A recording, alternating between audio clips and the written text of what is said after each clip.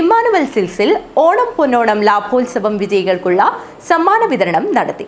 Emmanuel സിൽസിൽ നടന്ന നറുക്കെടുപ്പ് വിജയികൾക്കുള്ള സമ്മാനം സിനിമാ സീരിയൽ താരം കലാഭവൻ നന്ദന വിതരണം ചെയ്തു. കാഞ്ഞങ്ങാട് ഇമ്മാനുവൽ സിൽസിൽ ഓണം പൊന്നോണം ലാഭോത്സവത്തിന്റെ ഭാഗമായുള്ള ദിവസേന നറുക്കെടുപ്പ് വിജയികൾക്കുള്ള സമ്മാന വിതരണം നടത്തി. ദിവസേനയുള്ള നറുക്കെടുപ്പും ദിവസേനയുള്ള സമ്മാനങ്ങളും കസ്റ്റമേഴ്സിനിടയിൽ ആവേശമായി മാറിയിരിക്കുകയാണ്. ഓഗസ്റ്റ് 1 മുതൽ ആരംഭിച്ച സമ്മാന പദ്ധതിയിൽ നിരവധിയായ ആളുകളാണ് സമ്മാനങ്ങൾ കരസ്ഥമാക്കിയത്.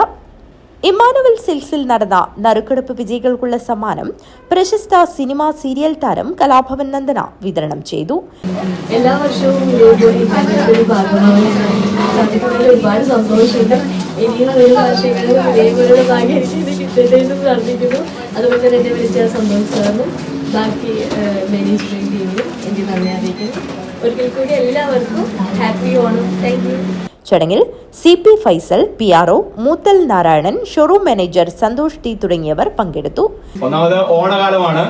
ഓണത്തിന് എല്ലാ ആളുകൾക്കും, അതായത് ഏത് വിഭാഗത്തിൽപ്പെട്ട ആളുകൾക്കും ഏത് സാമ്പത്തിക അവസ്ഥയിൽപ്പെട്ടവർക്കും ധൈര്യമായി വന്ന് പർച്ചേസ് ചെയ്യാവുന്ന രീതിയിൽ എക്കണോമിക് റേഞ്ചിലായാലും ശരി, അതിന് മുകളിലേക്കാണെങ്കിലും ശരി, എല്ലാ റേറ്റിലുള്ള എല്ലാ സാധനങ്ങളും ഉൾപ്പെടുത്തിക്കൊണ്ടുള്ള സെയിലാണ് നമ്മളിവിടെ സംഘടിപ്പിച്ചിരിക്കുന്നത്. അതിന്റെ ഭാഗമായിട്ട് കൊടുക്കുന്ന സമ്മാനങ്ങളാണ് ഇപ്പോൾ വിതരണം ചെയ്യാൻ പോകുന്നത്.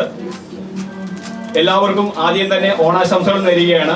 ഐശ്വര്യത്തിന്റെയും സമൃദ്ധിയുടെയും സമ്പൽ സമൃദ്ധിയുടെയും ഒരു ഓണം എല്ലാ മാന്യ കസ്റ്റമേഴ്സിനും നേരുന്നു. അതോടൊപ്പം തന്നെ ഇന്നിവിടെ സമ്മാനം വാങ്ങാൻ വന്നിരിക്കുന്ന എല്ലാ പ്രിയപ്പെട്ട കസ്റ്റമേഴ്സിനും, നമ്മുടെ പ്രിയപ്പെട്ട കസ്റ്റമേഴ്സാണ് എല്ലാവരും, അർഹതപ്പെട്ട ആളുകൾക്ക് തന്നെയാണ് സമ്മാനങ്ങൾ കിട്ടിയിരിക്കുന്നത്. നമ്മുടെ ഷോപ്പിൽ റെഗുലറായി എത്തിക്കൊണ്ടിരിക്കുന്ന കസ്റ്റമേഴ്സാണ്.